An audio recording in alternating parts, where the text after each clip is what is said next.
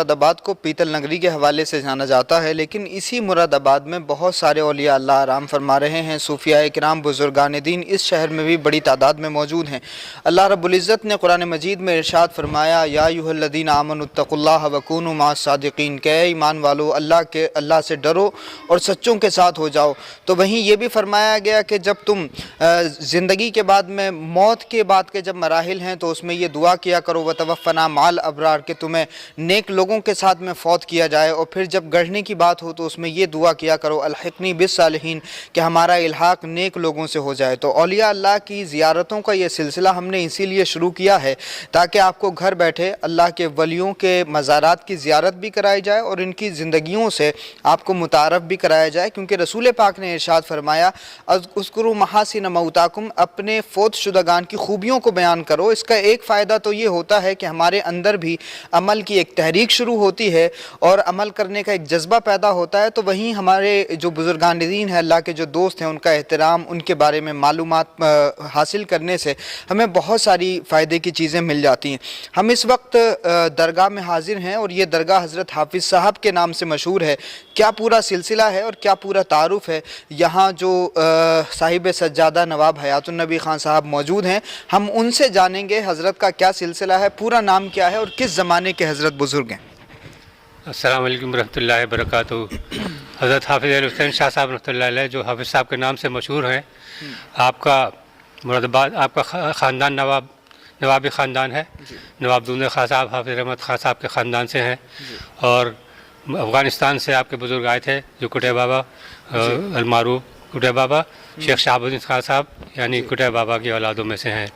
یہاں پر آپ کے بزرگ جو تھے وہ روہیل کھنڈ کے نواب تھے، نواب دولت خان صاحب مراد آباد، بدایوں، سنبھل اور بسولی، بدایوں اور یہ مراد آباد، اور ان کے جو چچا زاد بھائی تھے حافظ رحمت خان صاحب، وہ بریلی، آولا، پیلی بھیت، شاہجہاں پور، اس روہیل کھنڈ میں دونوں بھائی اپنے نواب تھے، اور انہی کی اولادوں میں سے دولت خان صاحب کی اولادوں میں سے حافظ صاحب رحمۃ اللہ علیہ۔ حافظ صاحب کے والد صاحب قبلہ نواب محمد غلام حسین خان صاحب، جو جن کے پیر و مرشد نے اپنا نام دونوں کا ایک سا تھا، آپ کو لقب فقیر شاہ کا دیا، آپ فقیر شاہ کے نام سے ہی مشہور ہوئے۔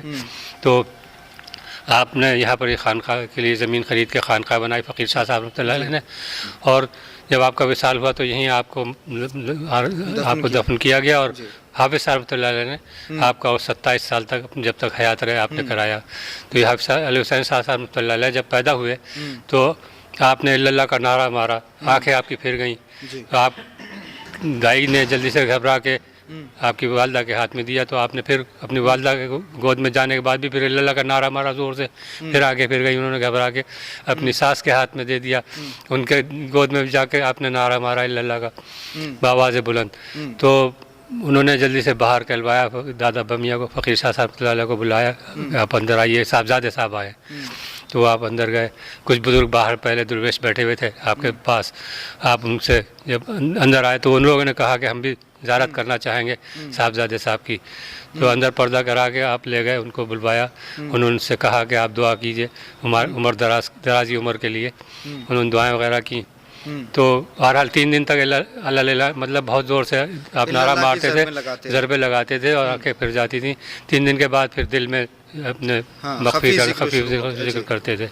جی، تو یہ بڑی اہم بات ہے، کیونکہ یہ جو بزرگ ہیں، آپ دیکھیے کہ دنیا کے جو تمام صوفیاء ہیں، سارے صوفیاء کا جو بیک گراؤنڈ ہے وہ بڑا مختلف ہے۔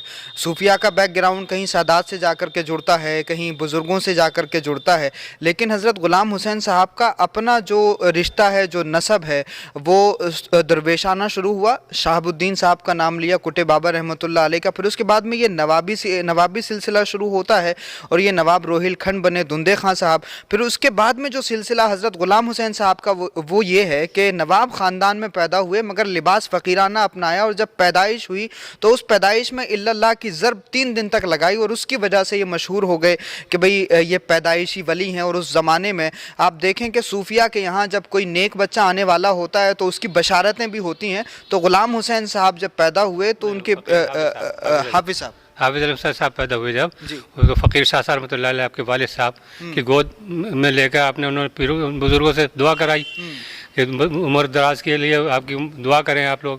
پھر وہ جب बाहर आ गए सब लोग। तो उन्होंने जो दुर्वेश उसी दिन आए थे, कहने लगे कि हम लोग जा रहे हैं। तो आपने जब वालिद फ़कीर शाह साहब ने कहा कि नहीं अभी तो आप आए, कैसे चले जाएंगे, तो हम जिस मकसद से आए थे वो काम हमारा हो गया।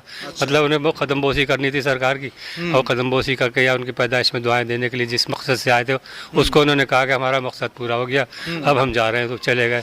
बाद में फ़कीर शाह साहब से उनके खादिमीन ने कई बार कई तरह से पूछने की कोशिश की, लेकिन आप बताते नहीं थे, टाल जाते थे। वो बुज़ुर्ग लोग कौन थे, दुर्वेश कौन थे। जी। तो ये सिलसिला कौन सा है, खुसूसी जो सिलसिला है? साबरिया चिश्तिया सिलसिला है। जी। बाकी बहुत सिलसिले हैं, 40 सिलसिले हाफिज़ साहब रहमतुल्लाह के खुद के हैं। 211 सिलसिले पीरो मुर्शिद हज़रत मुल्ला शाह खून रहमतुल्लाह अलैह के साहबजादे ग़ुलाम हुसैन साहब के हैं। जी। उन दोनों के बुज़ुर्गों के बहुत तो बड़े। बहुत जैसे हम सूफिया के कल्चर में ये देखते हैं कि बहुत सारे बुज़ुर्गों से एक एक वली को जो है रूहानी तरबियत हासिल है, कैफ व सुरूर हासिल है, और तमाम लोगों से भी रूहानी फ़्यूज़ व बरक़ात हासिल है। तो हज़रत फ़कीर शाह रहमतुल्लाह अलैह को जो खुसूसी फैज़ान है वो सिलसिला चिश्तिया साबरिया का। यहाँ उर्स कब होता है? यहाँ पर उस ईद के बाद 11, 12, 13 में होता है, शवाल में। जी। 13 तारीख़ को यहाँ कदम शरीफ भी है, जो हाफ़िज़ साहब रहमतुल्लाह अलैह के ज़माने में हुज़ूर अकरम मोहम्मद सल्लल्लाहु अलैहि वसल्लम के कदम मुबारक का निशान है। वो उसकी ज़ियारत भी कराई जाती है। 2 कदम शरीफ है यहाँ पर। तो 13 तारीख़ को चाँद की शवाल में कराई जाती है। ठीक है। 3 दिन रुख्स होता है। माशाअल्लाह बहुत काफ़ी लोग आते हैं। ये जगह कौन सी है अगर लोग आना चाहें ज़ियारत के लिए? मुरादाबाद में एक रेलवे स्टेशन है कटघर, आबादी में ही है। और कटघर रेलवे स्टेशन के नज़दीक नदी बहती है रामगंगा, तो उसके नदी के किनारे ही पर है, एकदम रेलवे लाइन के बिल्कुल। रेलवे लाइन जो है 25 गज़ या 25 फीट के दूरी से निकली है बराबर से मज़ार शरीफ की खानका की इमारत के पास से। तो ये कटघर कहलाता है। और कटघर में शहर में कहीं भी पूछ लेंगे हाफ़िज़ साहब के मज़ार पे जाना है तो आपको कोई भी पहुँचा देगा। बहुत मशहूर बुज़ुर्ग हैं आप। ठीक है। हफ्ते में कोई एक ख़ास दिन भी होता है यहाँ जिसमें लोग इकट्ठे होते हैं? जी हाँ, फातिहा जुमेरात को हुआ करती थी, लेकिन वो मेरे वालिद जब रिटायर होके आए तो 63 में, तो यहाँ लोग मंगल को बाज़ार बंद होता है, कारखाने बंद होते हैं, तो वो भी आते थे सब लोग।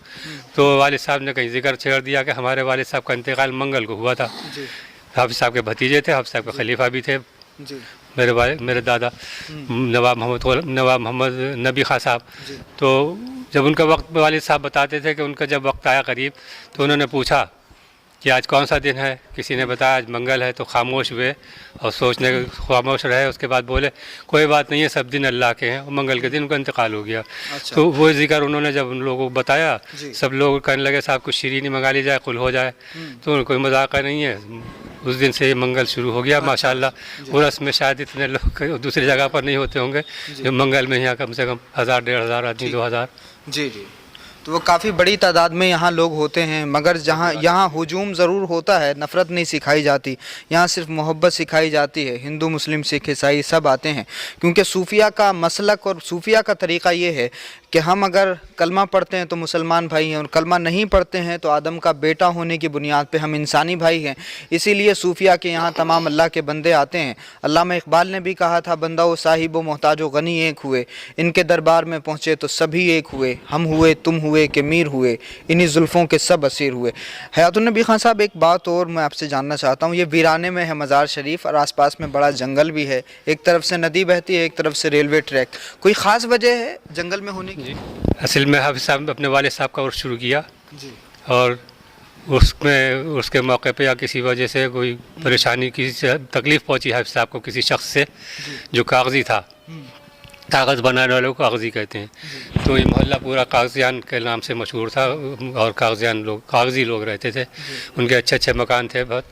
तो बस खाली हाफ़िज़ साहब ने इतना फरमाया उस तकलीफ़ को जब आपको हुई कि इससे तो वालिद साहब ने हमारे कहीं वीराने में खानका बना ली होती, तो आबादी जो थी बाद में बिल्कुल ख़त्म हो गई। ना वो कागज़ी रहे, ना कागज़ी मोहल्ले का कोई निशान रहा।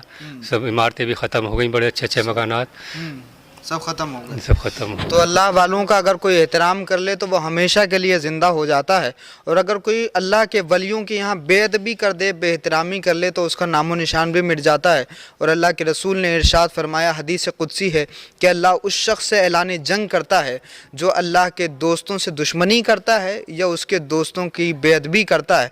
तो जाहिर सी बात है, ये बड़ी अजीम मिसाल है और बड़ी शानदार मिसाल है कि यहाँ एक वली ने सिर्फ ज़बान से एक ऐसी बात निकाली जो बज़ाहिर बद्दुआ नज़र नहीं आती, तो अगर वो बेअदबी थी तो बद्दुआ थी भी जी, नहीं वो बद्दुआ थी वो भी थी भी नहीं। तो अपने वालिद साहब से शिकवा करा उन्होंने कि काश हमारे वालिद साहब कहीं वीराने में खानका ख़रीद लेते, लेकिन अल्लाह को अपने बंदों की इतनी फ़िक्र होती है कि वो उसने अपने आप ही इंतज़ाम कर दिया, जो उनके वालिद साहब वीराना नहीं कर सके, वीराने में नहीं बना सके, अल्लाह ताला ने उस जगह को वीराना करके, जी उनको ये मकसद नहीं था कि वीराना कर दिया जाए, ये सही से। वालिद और- साहब से। जी जी, और ये भी बड़ी अहम बात है कि इस वीरान जंगल में होने के बाद भी दरगाह आबाद है, वरना तो महलात आप देखिए बहादुर शाह जफर ने भी बनाए, हुमायूं ने भी बनाए, शाहजहां ने भी बनाए, तमाम किलों में अगर आप जाएंगे तो रात में वीराना है। लेकिन अल्लाह के वलियों के यहाँ लोग जितनी रात की तन्हाई में आए उतना ही ज़्यादा सुकून महसूस करते हैं, और रात में आने में अल्लाह के वलियों के यहाँ डर भी महसूस नहीं होता, क्योंकि जो अल्लाह से डरता है वो किसी से नहीं डरता। तो अल्लाह वाले दुनिया का खौफ भी अपनी बारगाह में आने वालों का निकाल देते हैं।